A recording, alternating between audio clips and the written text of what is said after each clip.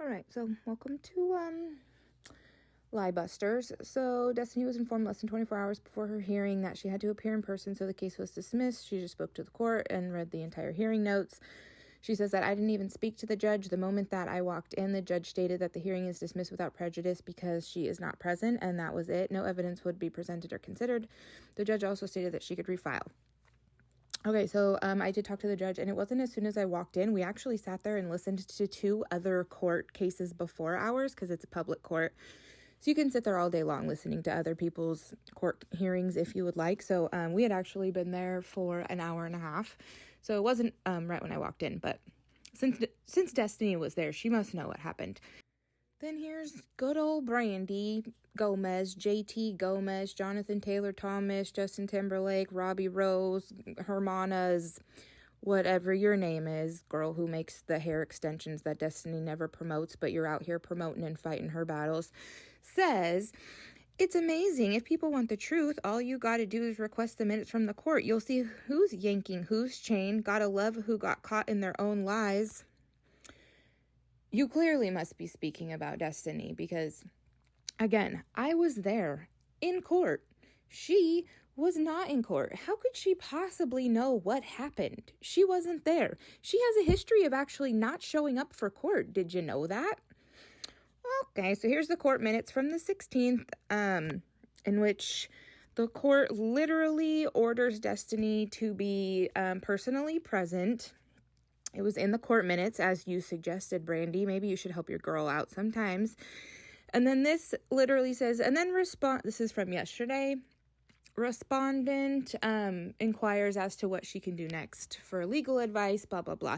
So that was me actually talking to the judge. So even though Destiny's on her Facebook saying I never spoke to the judge, that is incorrect. I was literally there. Girl, were you there? You weren't there, just so you know. Okay, this whole rundown is weird because literally the person that she called to speak to wasn't the person in the courtroom. There's a person in the courtroom and there's a person at the court clerk's office. She's talking to the person at the court clerk's office and she talked to them right after court got out. That's not the same person in the courtroom. So to even think that she knows what transpired is so really weird. So actually he called me in and he said, here, let me give you a rundown of what has happened in the last week. She requested a remote appearance. I denied it because I told her I ordered her to be here personally. So then she tried to get the order extended, to which I also denied. And then because she is not here, I am denying the restraining order. It's been dismissed without prejudice. She may file again if she wants, and then we restart. Okay, fine. Then she says, everything that comes out of my mouth is a lie. I've asked her time and time again, show me the lies, what lies. I've busted her out with screenshots, with proof, with whatever for literally anything that falls out of her mouth. But where is your proof? Where is it? It doesn't exist.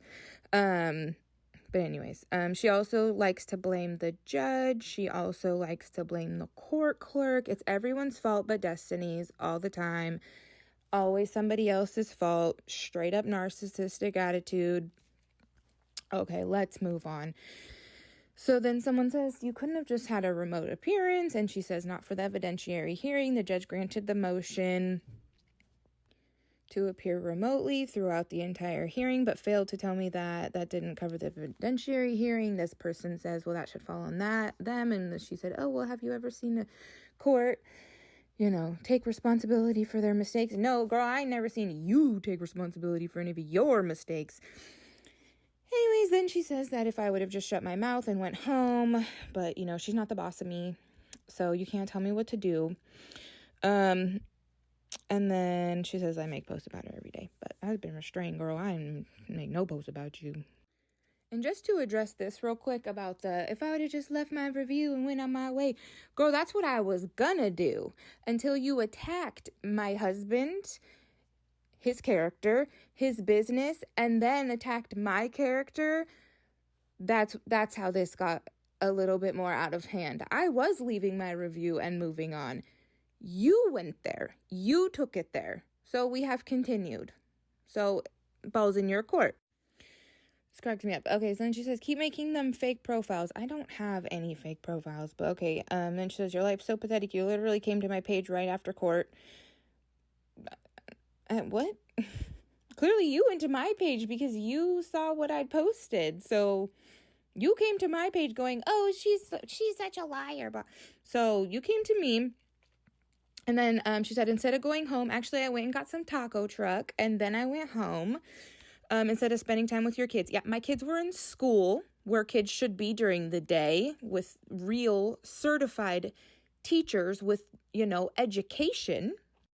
Then she said something about go make a t-shirt for your shitty business. I don't make t-shirts for any business. I don't have a business. So I don't know what you're talking about. And then she finishes with, instead you're here with your fake profiles, laugh reacting on my post. So I'm not reacting at all. Don't have a fake profile. Not everyone has multiple personality disorder. So not everyone has 8,000 fake profiles like Destiny does. And then some wise friend of hers says, of course you need to show up in person. Even that girl knows. And she wasn't even there. And then Destiny says, no, he granted my request to appear remote throughout the entire case. It's signed by the judge. Otherwise, my butt would have been there. The court's messed up. It's okay, though. They told me to refile. I'm already uploading my e-files. And then she submits her picture, which is hilarious because she's literally busting her own self out that she did not fill out her paperwork correctly. So this is her paper. This is the one that was amended because her first restraining order request was actually denied. And then she said worse things about me and then knocked off some of her more stringent requests. And that's when it was approved. And then Robbie Rose, JT, Gomez, Brandy, hair extension, Barbie horsehair, whatever your name is, butts in again about, oh, Destiny has all the screenshots. Oh, girl, then where are they? Because it's not in her evidence and it's not on Facebook and didn't happen in real life. Where do they live? Rent free in her head? Which head? She has 65 of them. Which head are these things staying at? Which phone is it? Where are the screenshots? Where are the screenshots? Where are they? And whose dirty laundry? Your dirty laundry? Ain't nobody talking about anybody else but you, girl. Your dirty laundry. So this is the temporary restraining order, the one that got approved after she amended it with more lies. And if you look at that very bottom box right there that says 4, it actually is not checked. That's where she should have checked if she wanted to be able to appear remotely for an evidentiary hearing.